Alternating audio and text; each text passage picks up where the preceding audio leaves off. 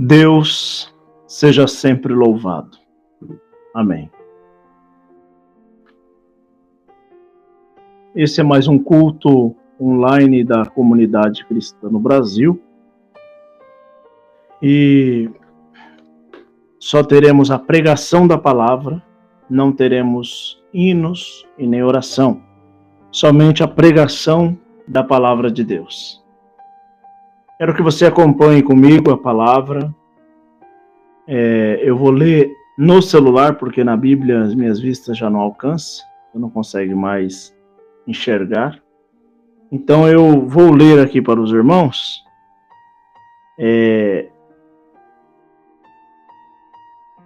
A Epístola de João. Primeira Epístola de João, no capítulo 2.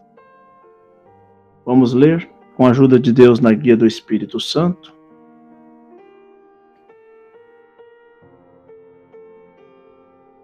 Meus filhinhos, estas coisas vos escrevo, para que não pecais. E se alguém pecar, temos um advogado para com o Pai, Jesus Cristo, o justo. Nós vamos ler o verso e vamos explanar o que nós lemos. Neste momento, os irmãos vão ver o amor que o nosso querido e amado João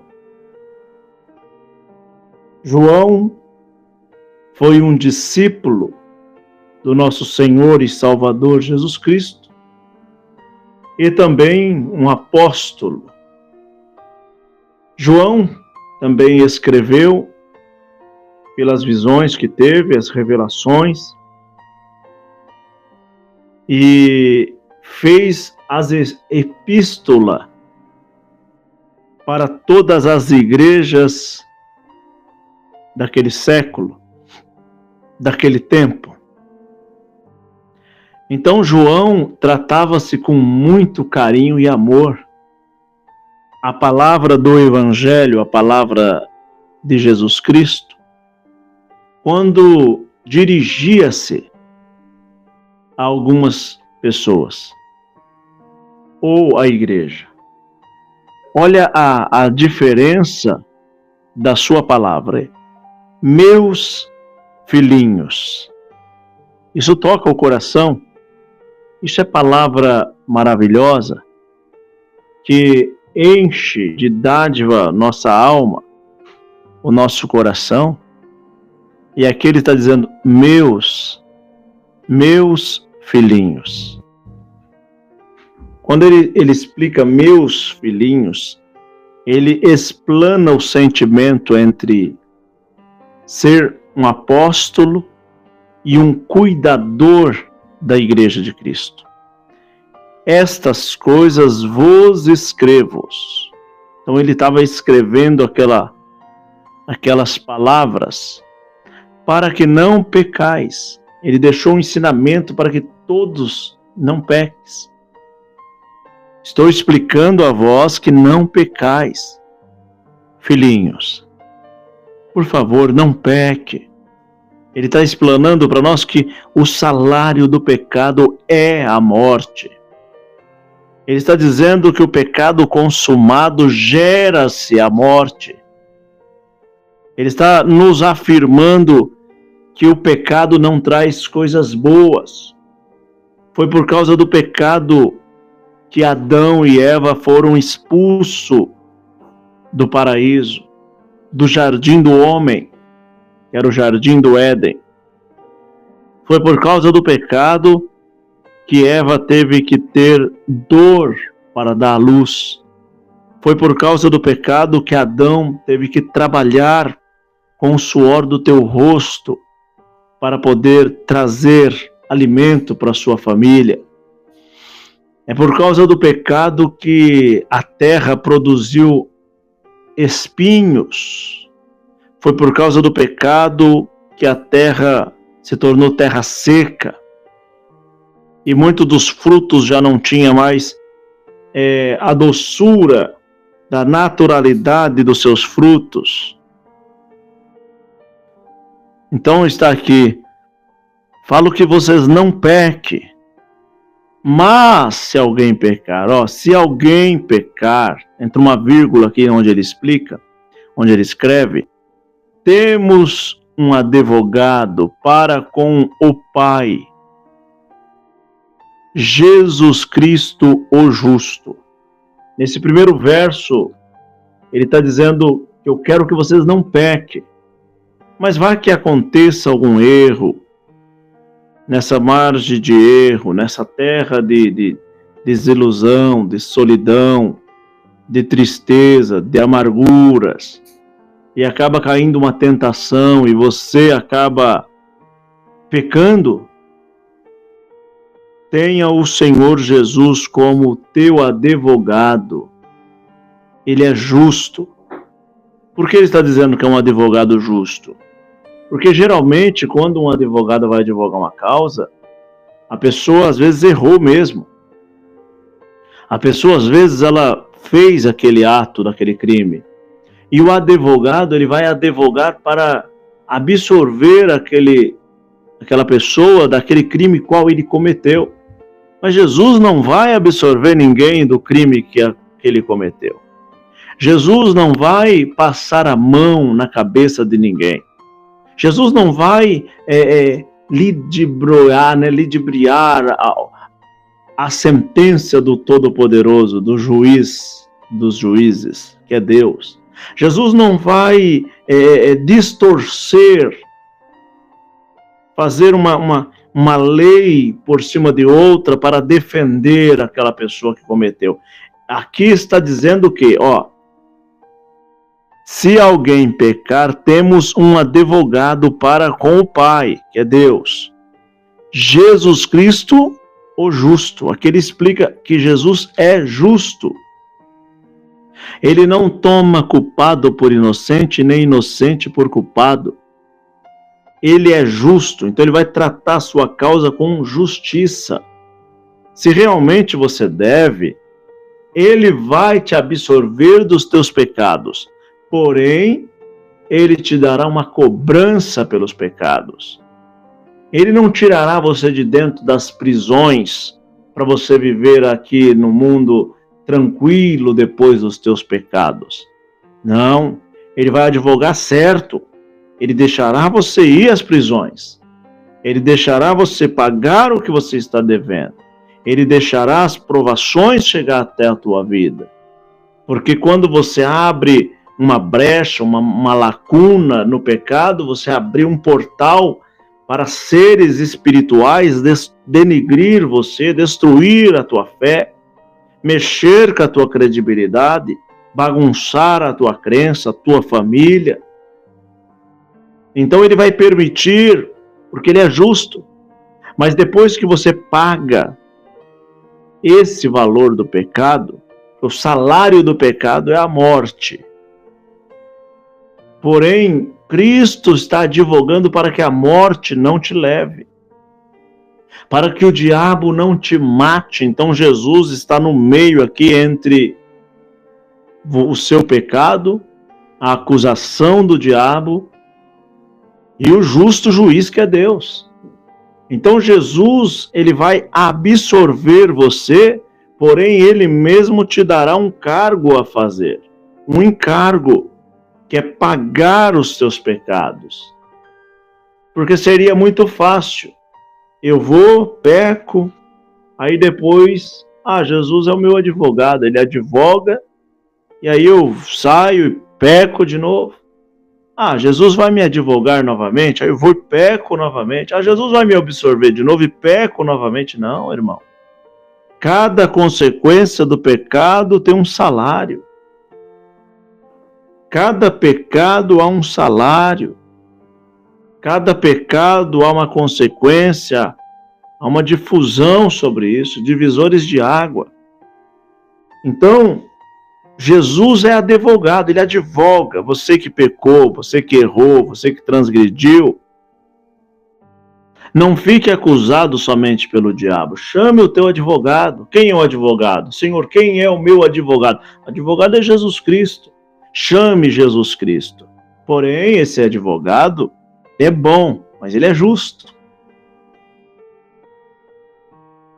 Ele vai tratar as causas irretratáveis, irrevogáveis.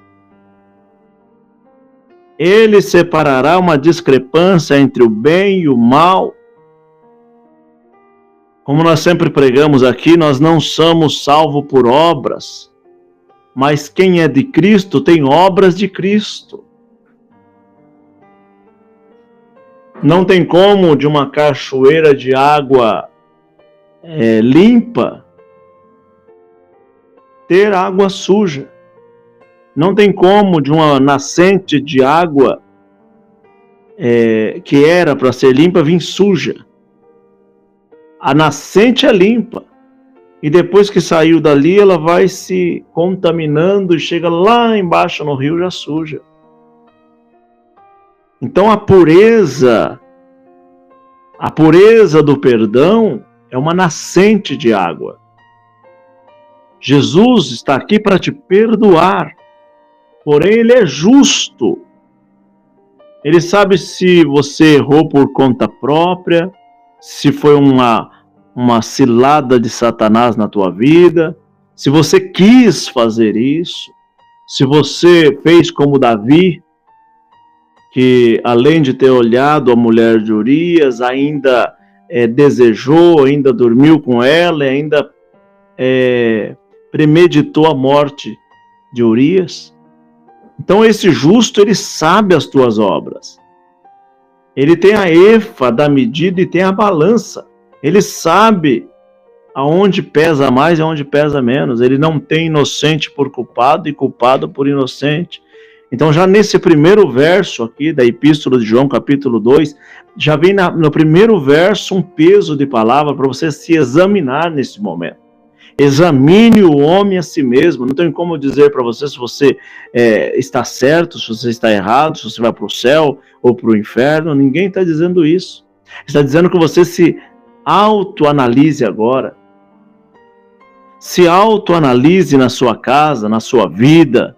Se autoanalise o teu caminho.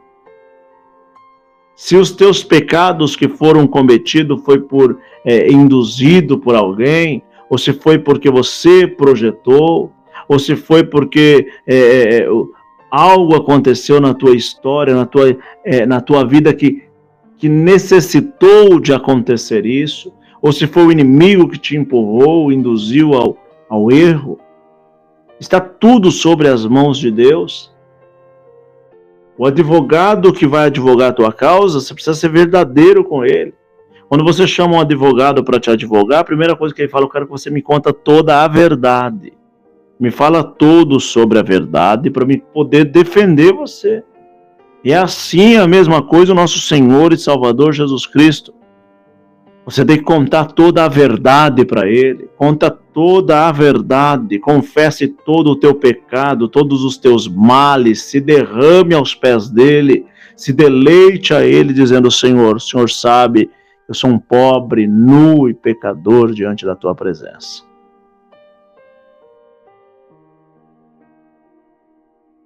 Agora vem aqui o segundo verso que fala, Ele é a propiciação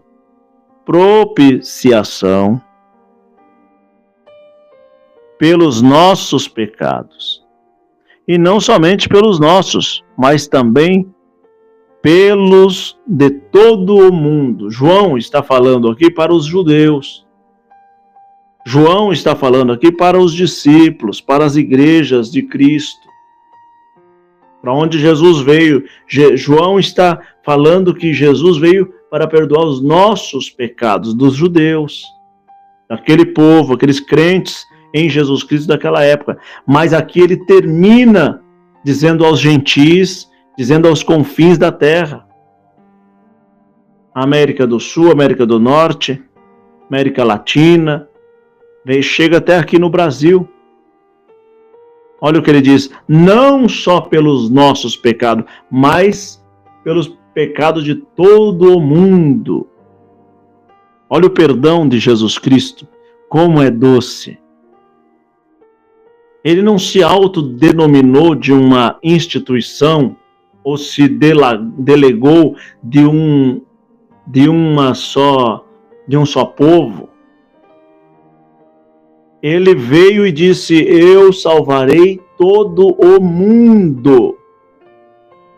Isso engloba negro, branco, amarelo, asiático, alemão, ruivo, engloba índio, engloba qualquer ser humano, pensante, racial.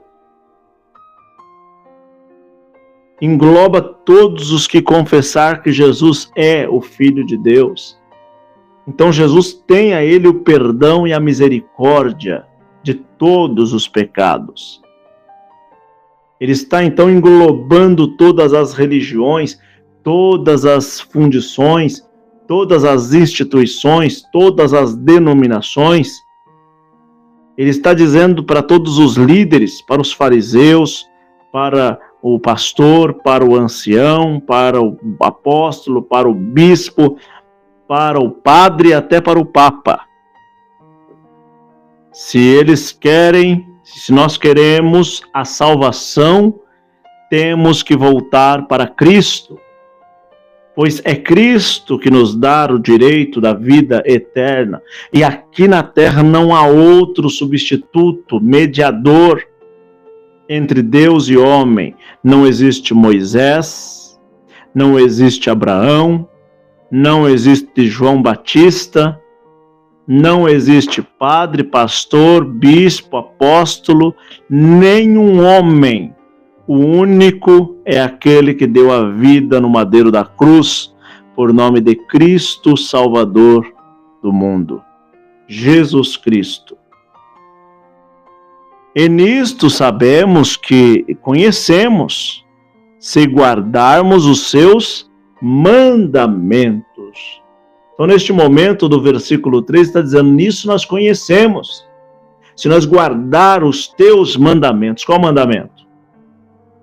É o mandamento de usar uma roupa aconchegante de um terno e gravata? Não. Isso aqui é um modo italiano. O mandamento de usar aquelas roupas cor escarlate? Não, aquilo é um modo romano. É um mandamento de andar com aquelas roupas de Jesus, que ele andava lá na Palestina, lá em Israel, em Jerusalém. Não, aquela era veste daquela época,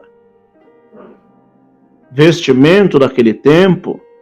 O mandamento que ele está nos falando para guardar aqui é guardar de fazer um penteado bonito no cabelo e não ter barba? Não, isso é um uso e costume. O mandamento que ele está dizendo aqui é para que as irmãs, quando orar ou profetizar, cubra-se com o véu? Não, isso é um mandamento do apóstolo Paulo, dado por Jesus Cristo para a igreja de Corintos. Isso não foi usado em Sardo, não foi usado em Tiátira, não foi usado em Gálatas. Isso foi usado lá em Corintos. Mas, irmão, e por que a tua igreja, ela difunde em usar também o véu? Porque nós aderimos um costume da igreja ao qual saímos. E isso não quer dizer que estamos certos ou errados, é um costume que nós aderimos de lá. E sim, cremos que há poder sobre isso, há poder de Deus, e não tem nada salvífico. Que a irmã que usa o véu e a irmã que não usa o véu, se as duas estiverem em Cristo, serão salvas. O véu não vai diferenciar ela de ser uma santa de Deus ou não santa de Deus. Mas sim, lá em Corintos diferenciava daquelas mulheres que eram meretrizes e de outros segmentos de mente, que eu não posso até falar aqui publicamente, que o YouTube vai censurar, mas do homossexualismo. Então, aquelas mulheres daquele lugar, colocava-se o véu, cobria-se os seus cortes exóticos dos seus cabelos e aí o povo falava menos, e quem via elas entrar na igreja também não serviria de escândalo ou de chacota. Ou ela entrando, todo mundo ia ficar olhando, olha aquela lá, fulana, mulher da vida, mulher disso, mulher daquilo. Então, Deus deu uma guia, uma direção ao apóstolo Paulo e falou, cubra-se com o véu. Cobriu com o véu, ninguém mais percebe quem é quem. Virou um modelo só, um uniforme. Então isso é direção de Deus, é guia de Deus, mas vamos falar do que é mandamento. E nisto sabemos que conhecemos, se guardarmos o seu mandamento. Qual é o mandamento que Jesus deixou para nós? Jesus deixou 2 mandamentos, que geralmente não é cumprido, principalmente para os evangélicos, que eles são evangélicos, mas não sabem o que é ser cristão. São evangélicos, mas de cristão estão longe. Antes fosse cristão e não evangélicos. Porque no evangelho, o evangélico não é mais um evangelho. O evangélico virou um modernismo, é uma moda, é um segmento, é um desfile de moda.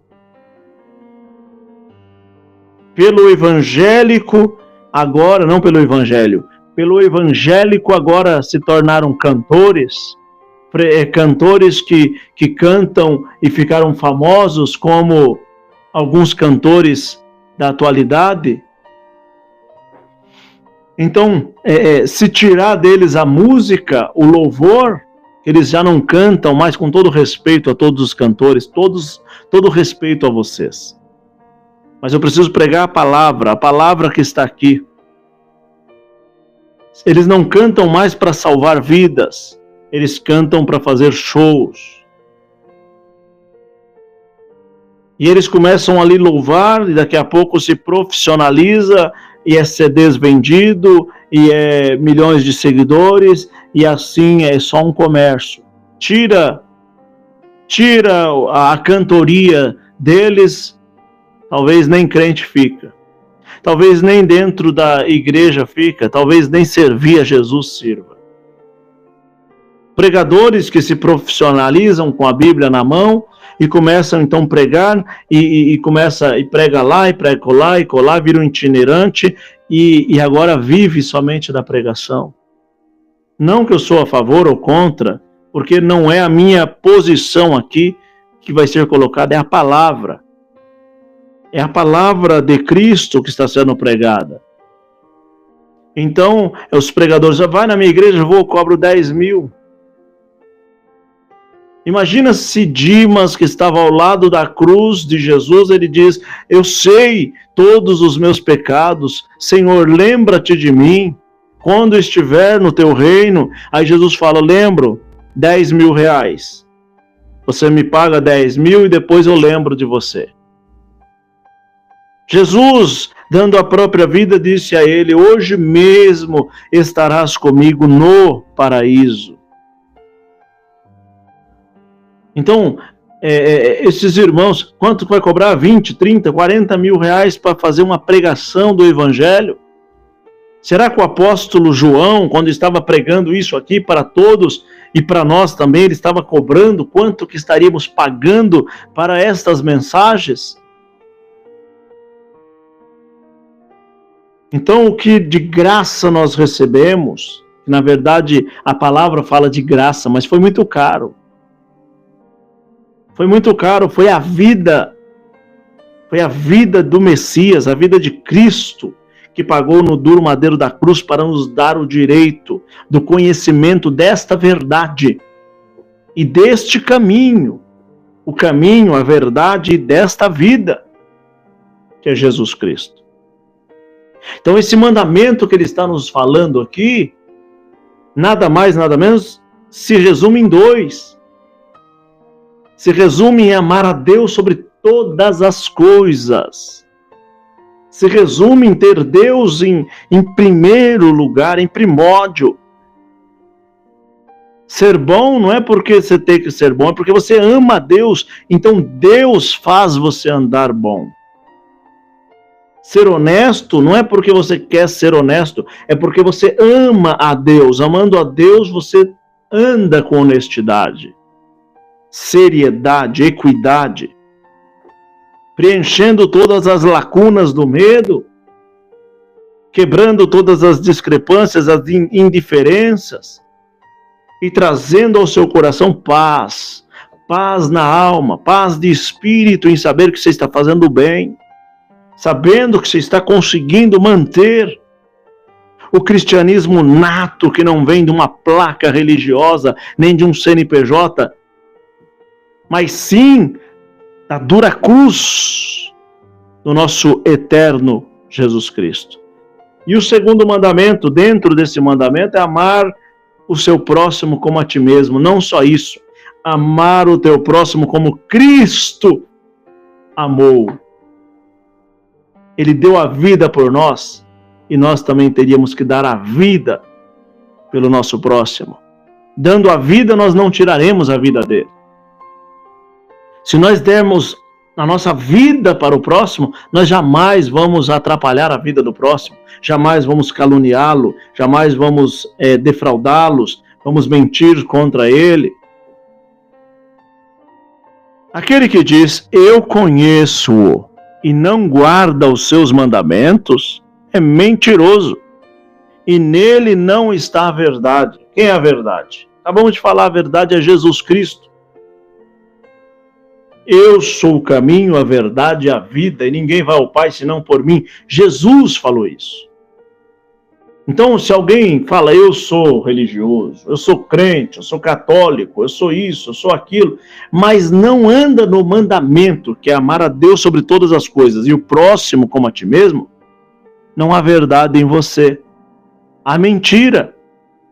Porque se você não me ama, você não cumpre o mandamento.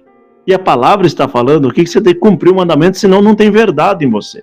Se nos comentários agora você colocar aí que você vai falar alguma coisa contra mim, eu pregando a palavra, você já está fora deste mandamento do apóstolo João, que está neste momento falando que Jesus é a verdade. E está dando-nos o direito de andar com a verdade, cumprindo o segundo mandamento de Jesus, que é amar o próximo como a ti mesmo. Como pode me amar se fala mal de mim? Como pode me amar se está jogando semente de contenda contra mim, destruindo-me a minha vida? Sendo que estou pregando aqui o evangelho nato de Jesus Cristo. Cristo em pivô, centralizando o cristianismo nato. Não estou falando de dinheiro, não estou incentivando o dízimo, não estou pregando para ganhar, rentabilizar a minha conta bancária, mas estou pregando o evangelho de Jesus Cristo. Em momento nenhum você vai ver aqui escrito Pix, em momento nenhum você vai ver aqui QR Code, em momento nenhum você vai ver eu falar o número da conta é tal, o número do banco é tal. Você vai ouvir eu pregar o evangelho de Jesus. Esse, qual foi pregado no duro madeiro da cruz. Mas se qualquer que guarda a sua palavra, o amor de Deus está nele verdadeiramente. Aperfeiçoado nisto, conhecemos que estamos nele. Você que carrega o amor de Cristo, que não julga ninguém, não condena ninguém, nisso conhecemos que você está em Cristo. É muito fácil você saber quem é cristocêntrico e quem é religioso. O religioso, quando você fala da igreja dele, da imagem dele, do líder dele, ele solta veneno pelas ventas. Mas o cristocêntrico, ele diz, minha igreja é só uma placa, aquela imagem é só uma escultura, aquele líder é um errante. O meu foco é Jesus Cristo, é o cristianismo, é defender o evangelho de Cristo, defender a pessoa amada do nosso Senhor e Salvador Jesus Cristo. Claro que ele não precisa de defesa, Ele que nos defende, Ele é o nosso mediador entre Deus e o homem. Mas nós defendemos o quê? Cristianismo nato, Evangelho de Cristo, pregando o amor do que Cristo teve pela humanidade.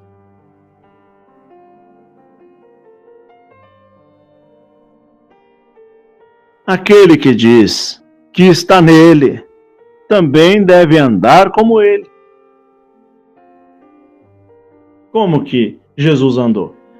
Jesus falou, na verdade, os fariseus dizem que tem que amar quem te ama.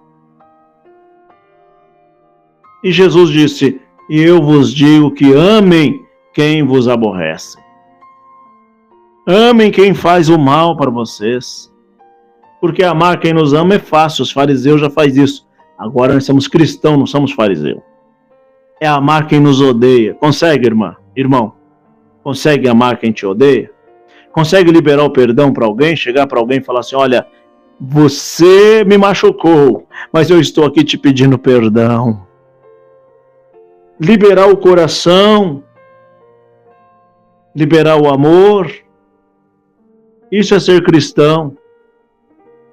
O que o Senhor nos ensinou? Dá um tapa na direita, dá o outro lado. Mas o que nós aprendemos dentro da religião? Se dá um tapa em mim, eu batizei, mas o meu braço não batizou, não. Isso é humanismo, carnalidade, não conheceu o Evangelho de Cristo. Pedro andou com o Senhor e sacou da espada e arrancou a orelha de Malco. Naquele momento a orelha caiu, o Senhor pegou a orelha de volta, colocou no lugar. Funcionou. Olhou para Pedro e falou, Pedro, parece que você não entendeu, Pedro. Com a espada que tu fere, a espada que tu será ferido. A nossa luta aqui não é contra a carne, nem contra o sangue. É contra Satanás que luta invisivelmente para tirar a nossa fé em Cristo. Estão querendo disturpar a imagem de Cristo, denegrir, destruir, tirar da nossa mente, fechar os nossos olhos para o cristianismo. Mas enquanto tiver um cristão dizendo eu amo Cristo, religião pouco importa, denominação pouco importa, eu amo a Cristo, esse será a diferença. Irmão, não vos escrevo mandamento novo, mas o mandamento antigo, que desde o princípio tiveste. Este mandamento antigo é a palavra que desde o princípio ouviste. O que eles ouviram no princípio? Que Deus enviaria o Messias. E ele está dizendo, olha, não fique pensando que eu estou escrevendo algo novo. Não é novo, não. O Senhor Jesus Cristo disse que veio para cumprir a lei. E ele cumpriu os 10 mandamentos. Cumpriu a lei. E depois colocou-se 2 mandamentos em cima daqueles 10 e disse, se vocês seguirem esses 2 mandamentos, já está salvo. Porque quando você vai para o mandamento amar a Deus sobre todas as coisas, alguém fala, eu amo a Deus acima de todas as coisas. Então pensa agora. Vamos pensar o peso desses 2 mandamentos. O primeiro mandamento, Deus fala para Abraão que vai dar um filho para ele. Abraão espera 1 ano, 2, 3, 10, 20, 30, 50, 100 anos. Quando dá 100 anos, o Senhor dá um filho para Abraão. Com Sara. No meio do caminho eles inventaram alguma coisa lá com Agar, e aí nascem os árabes, com todo respeito aos árabes e à religião muçulmana. Eu não estou menosprezando e nem desfazendo deles, porque a palavra não deixa desfazer de ninguém. Ouvimos aqui no começo que não só para nós, mas para todo mundo o Senhor veio e amou e vai perdoar, se alguém confessar que ele é o Filho de Deus. Então, no meio do caminho, Agar tem filho de Abraão, nome Ismael, que foram os ismaelitas e hoje os árabes em 22 Etiópia.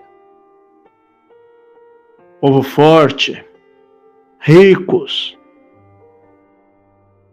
Mas vamos para a linha judaica, ortodoxa. Vamos falar de Abraão com Sara. Ambos eram irmãos, filho de Tera, neto de Naor, da descendência de Arpaxate, da casa de Sete, terceiro filho de Adão. Deus promete a Abraão que vai dar um filho e espera 100 anos e agora gera o filho. Viraram os israelitas, os judeus, que foi o povo hebreu. E assim, quando o rapazinho já está grande, já está um rapazinho, Deus fala para Abraão: Abraão, vai prestar um sacrifício a mim? Tá bom, Senhor, vou agora. Quando ele foi pegar uma das novilhas, o Senhor falou: não, nem cordeiro, nem novilha. Eu quero que você dê o seu filho para mim. Ele não contestou. Por dentro ele podia estar magoado, triste. Mas aqui vem o cumprimento da palavra: amar a Deus sobre todas as coisas, até acima do teu próprio filho. Ele pegou o filho, pegou a lenha, o cutelo, o fogo, pegou tudo. E estão caminhando, ele mais 2 mancebos, servos. Chega num ponto, ele diz: fiquem aqui que nós vamos, nós iremos e nós voltaremos. Mas Deus falou que ele ia matar o próprio filho. Porém, a fé de Abraão era grande. A fé em Deus tem que ser maior. Quando ele sobe lá em cima, o menino fala uma palavra que rasga o coração de seu pai, Abraão. Pai, está aqui o fogo, o cutelo, a lenha. Cadê o cordeiro? Ele olha e fala: Deus proverá para si o cordeiro. Não falou para mim, para eles, para si. Porque vai vir o cordeiro no seu lugar. Glória ao nome do Senhor, aleluia. Bendito é o Deus que manda esta palavra. E quando ele pega o cutelo que ele levanta para atingir o filho, a voz branda do céu: Abraão, Abraão, mostraste que ama mais a Deus do que o seu próprio filho. Não faças tal, eis aí o cordeiro. Isso é amar a Deus sobre todas as coisas. Tem como pegar o teu filho agora, a tua filha,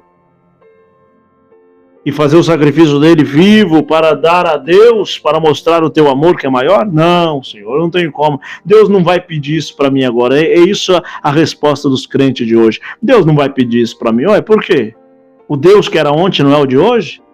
Ou o Deus caducou, se atualizou, ou se envelheceu? Porque o Deus que pediu para Abraão não pode pedir para você? Não, Deus não vai pedir isso agora para mim, não. Por que não vai pedir? Por que você pensa que não pode? Tem algum argumento bíblico? Teológico?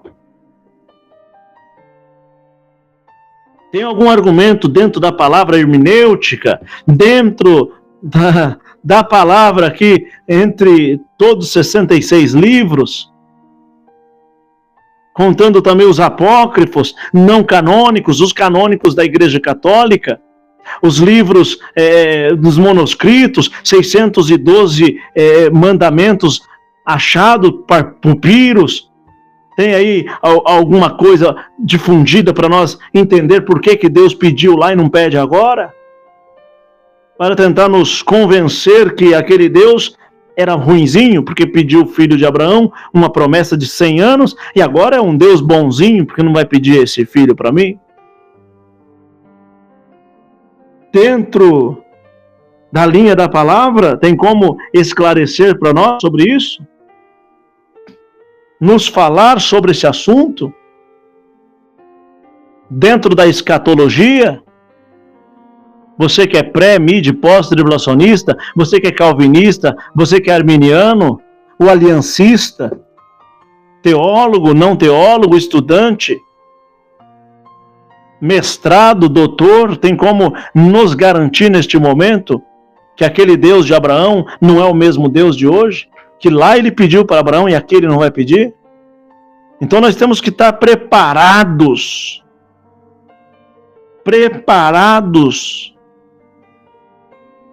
Porque o Deus de Abraão, Isaac e Jacó não é um Deus de palavra somente. Oh, que bonito! Deus de Abraão, Isaac e Jacó, olha que lindo. Mas quando é para Deus tocar no que você ama, e como diz aqui, ó, amar a Deus sobre todas as coisas, sobre até a sua família, como Jesus falou, aquele que não deixar pai, mãe, filho, mulher, marido por amor de mim, não é digno de mim.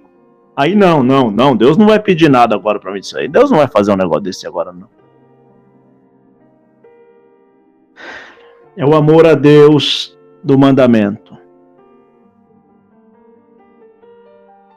Outra vez, vos escrevo um mandamento novo, que é verdadeiro nele em vós.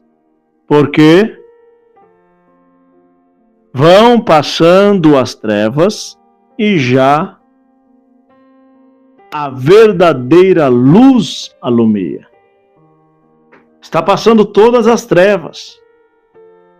E a verdadeira luz, que é Cristo Jesus, a luz da palavra, a luz do amor. Com esse verso nós já respondemos o verso anterior, que por que Deus não vai pedir o teu filho? Porque Ele sabe que você é fraca, você é fraco, que eu sou fraco. Então, Cristo veio como Cordeiro vivente, dar-nos o direito da vida eterna, sendo o Cordeiro imaculado santo. Deu a própria vida para nos dar esse direito e dar a nós uma condição de enxergar a luz, qual outrora éramos cegos do Evangelho. Éramos guiados por cegos, homens que têm olhos, mas não vê.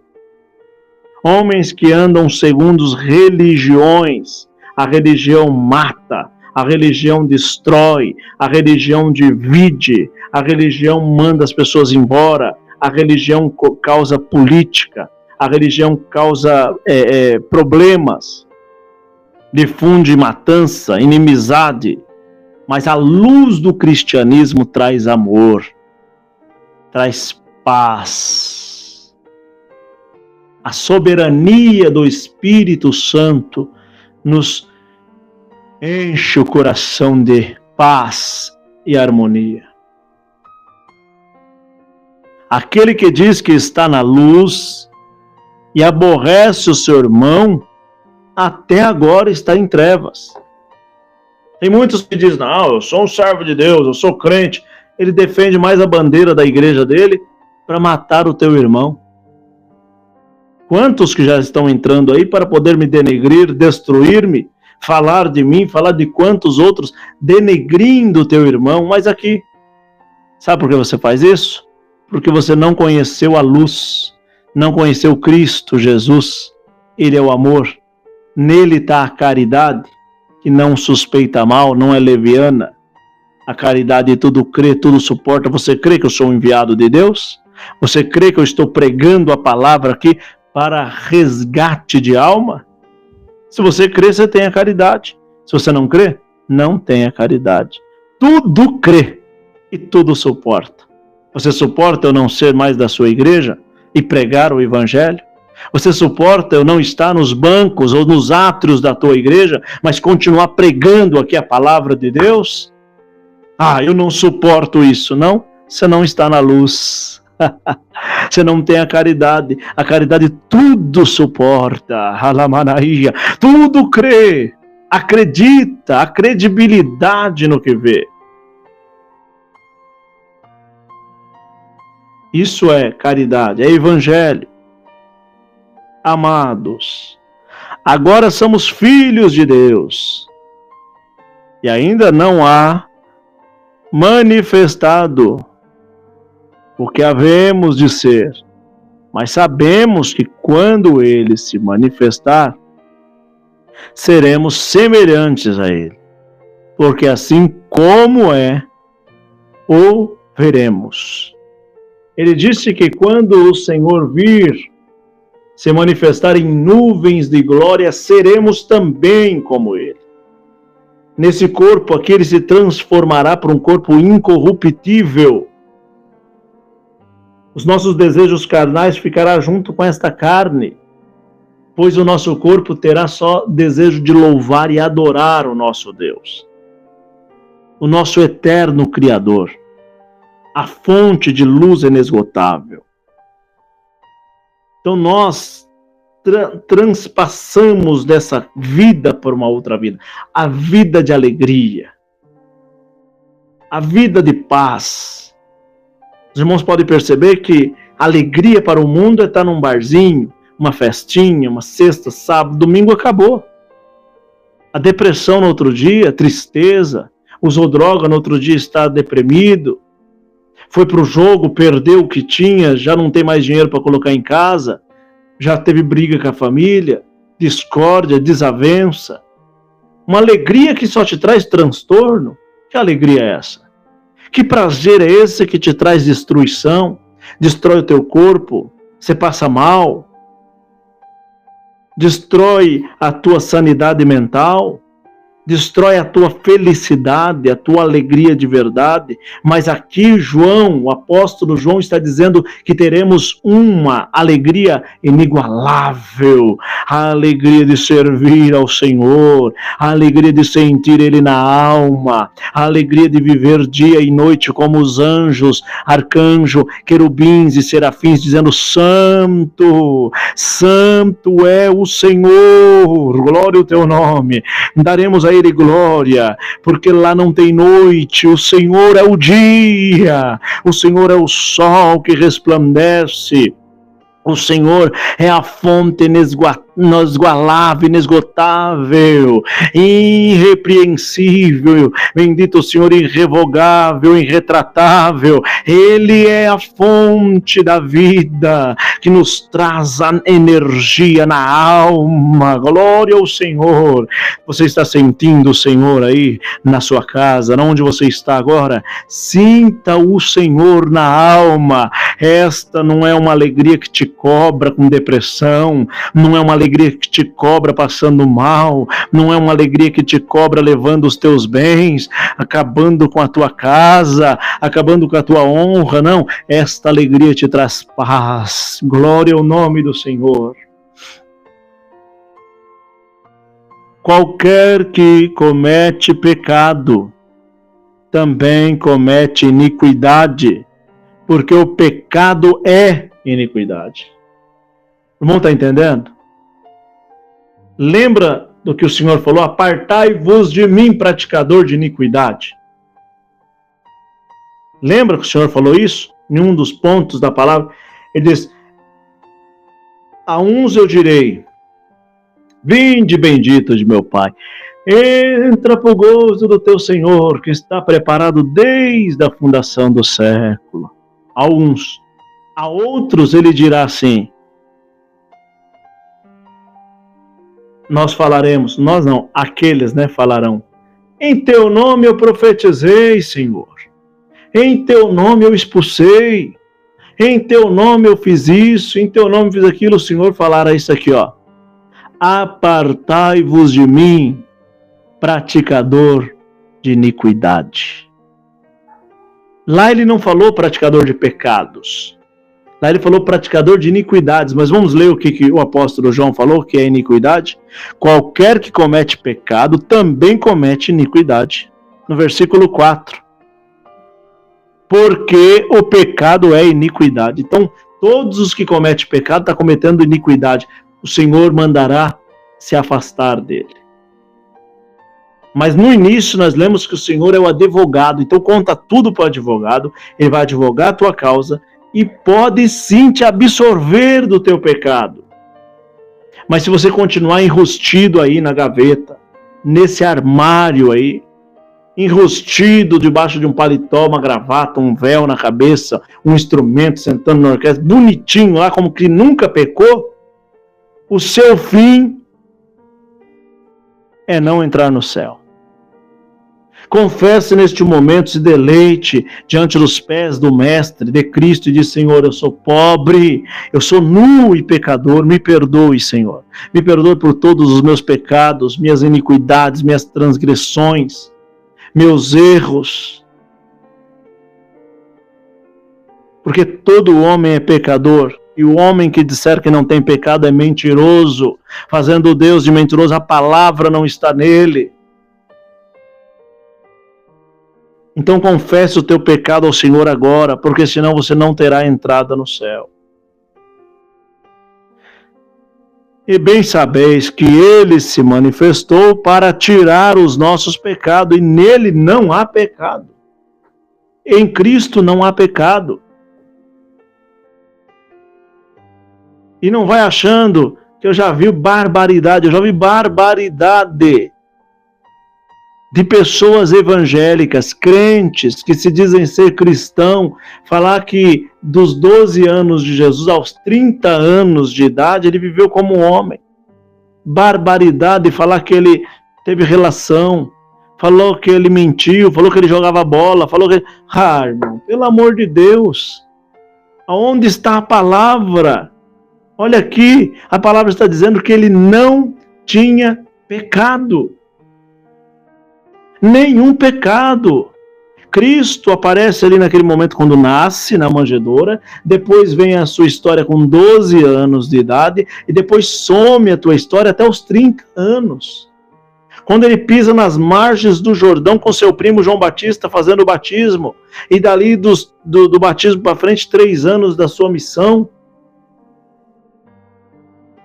Mas não é porque ele ficou dos 12 ao 30 sem ter assunto sobre ele na Bíblia, que ele foi um homem como eu e você, pecador. Não, ele é o Filho de Deus, irmão.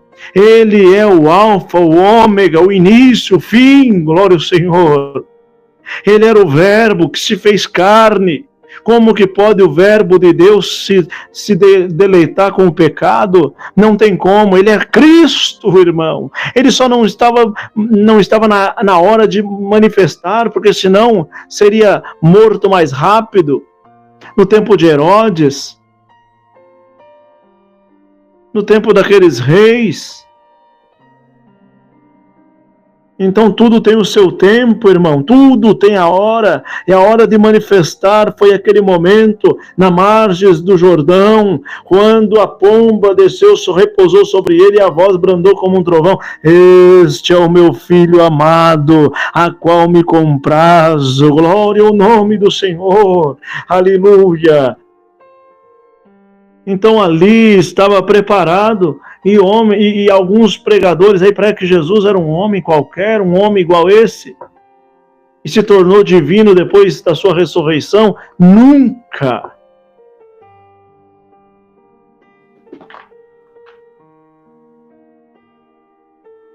Qualquer que permanece nele não peca.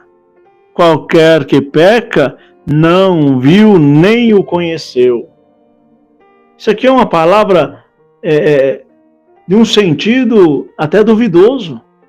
Porque se todo homem pecou, como que agora quem está em Cristo não peca?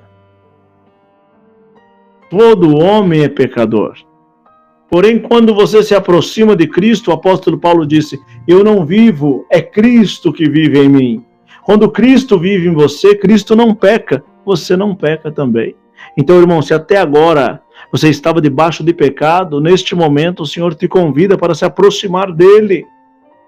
Ele vai limpar os teus pecados, perdoando-a, e nunca mais você terá pecados que te levarão aos refúgios das garras da morte. Filhinhos, ninguém vos engane. Quando pratica justiça, é justo, assim como ele é justo. Aquele que pratica justiça é justo, porque Jesus também é justo, Cristo também é justo, Deus também é justo, o Espírito Santo também é justo. E nós também faremos ser justo pelo Evangelho. Quem comete pecado é do diabo. porque o diabo peca desde o princípio. Para isto, o Filho de Deus se manifestou para desfazer as obras do diabo. Você entendeu? Desde quando iniciou a palavra, entre Adão e Eva, o diabo veio no jardim do homem, jardim do Éden, e fez Eva pecar e também cometeu o pecado Adão. Mas agora veio um novo Adão, veio Jesus Cristo, que intermédio dele nós, humanos, seres pensantes, racial, entendemos que ele trouxe-nos o perdão, a misericórdia, o amor e a salvação, e saímos-nos do pecado. Qualquer que é nascido de Deus não comete pecado, porque a sua semente permanece nele. E não pode pecar, porque é nascido de Deus. Isso aqui é mais uma linha calvinista, que aquele que é nascido de Deus não peca. Ter certeza da vida eterna, mas não comete pecado? Irmão, comete pecado. Todo homem comete pecado. Porém, quando você está em Cristo, o pecado vem, você consegue rejeitar o pecado, não por sua força, mas pela força de Deus em Cristo, no Espírito Santo que está em você. Porque você é semente de Deus, semente da salvação, nascido para ser salvo. E aquele que vai ser condenado, vê aí a história. Alguém diz, eu nasci no corpo errado. A minha genética, quando eu nasci já foi alterado. Irmão, está na palavra, só vai se perder o filho da perdição. Quem nasceu para ser salvo, será salvo. O Senhor Jesus falou isso, falou, aquele que só vai se perder quem não é o filho da salvação, da perdição.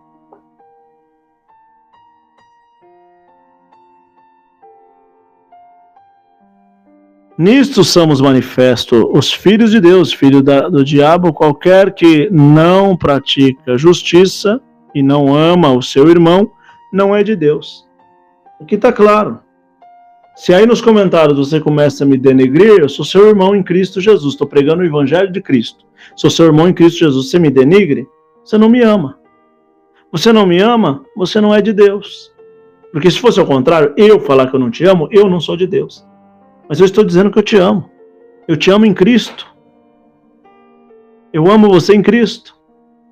E se você profana eu por pregar o Evangelho, você está contra o Evangelho. Você está como um anticristo. Está contra o Evangelho de Jesus Cristo.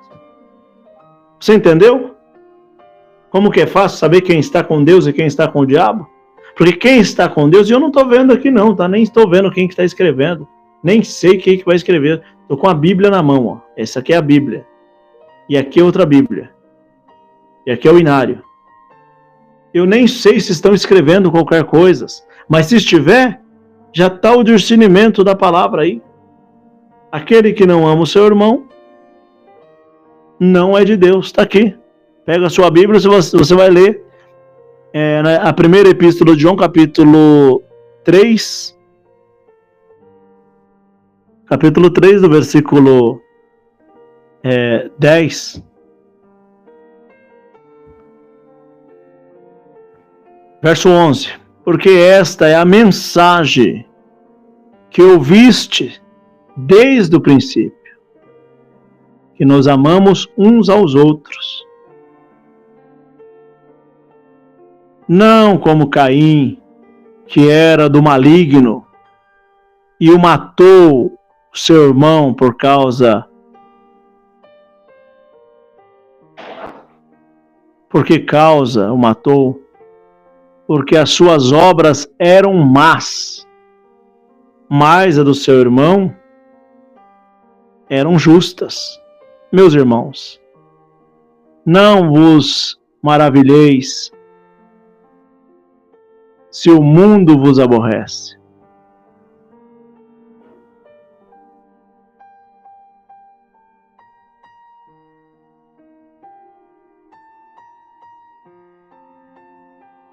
Conhecereis o amor. Nisto, ele deu a sua própria vida, mas não devemos dar pelos nossos irmãos? Ele está perguntando, se Jesus deu a própria vida para nós, nós não podíamos dar a nossa vida pelos nossos irmãos? É uma pergunta. Uma pergunta isso. Quem, pois, tiver bens do mundo e vendo seu irmão necessitado e lhe cerra suas encerraduras, como estará nele o amor de Deus? Olha esse verso. Se você tem condição de ajudar alguém, ajudar o seu vizinho, ajudar um parente, ajudar uma pessoa, e você fecha as mãos, como você pode falar que tem o amor de Deus? Aqui, meus filhinhos, não amemos por palavras e nem língua, mas por obras verdadeiras. Já viu aqueles irmãos, amado irmão, minha irmã, só de boca para fora, o coração está cheio de ódio, cheio de mentira, cheio de calúnia, cheio de soberba, não ajuda ninguém, persegue o pobre, destrói o inocente, não atende a viúva, não cuida dos órfãos. Como depois pode dizer que é filho de Deus? Nisto conhecemos quem somos da verdade e diante dele asseguramos o nosso coração. Dá para conhecer, sabendo que se o nosso coração nos condena, maior é Deus do que o nosso coração, que conhece todas as coisas. Amados, se o nosso coração não nos condena, temos confiança para com Deus. Qualquer coisa que lhe pedirmos dele, receberemos, porque guardamos os seus mandamentos, os 2 mandamentos, amar a Deus sobre todas as coisas e o próximo como a ti mesmo, fazendo o que guardável a sua vida. Penúltimo verso. E o seu mandamento é este, que criamos no nome do Filho de Deus, que é Jesus Cristo, e nos amamos uns aos outros segundo o seu mandamento. Olha o mandamento que João falou que Jesus deixou para nós. Crer que Jesus é o Filho de Deus e amar uns aos outros. E o mandamento de Jesus? Amar a Deus sobre todas as coisas e o próximo como nós mesmos. Olha aqui. E aquele que guarda os seus mandamentos, nele está. E ele, nele, nisto, conhecemos que ele está em nós, pelo Espírito que nos tem dado. Essa palavra. Olha que palavra gloriosa. Se nós amarmos uns aos outros, temos em Deus o Espírito Santo. Se nós reconhecer que Jesus é o Filho de Deus, teremos salvação. Você que é muçulmano, não adianta, todo respeito que eu tenho a você, não adianta, porque Maomé não intercederá pela sua vida. Maomé foi um profeta, um homem muito bom, porém já morreu. Você ainda está vivo. Creia em Jesus Cristo como teu Salvador e Ele te salvará. Maomé se confessou que Jesus é o Filho de Deus, terá salvação. Se ele não confessar que Jesus é o Filho de Deus, não entrará no reino da glória de Deus. É pesado, né? Você, judeu ortodoxo, presta bem atenção. O Messias, qual tanto você espera, já veio. O nome dele é Jesus, o Cristo Salvador. O próximo que vai vir, em vez de Messias, será o Anticristo, que falará tudo contra o Evangelho de Cristo.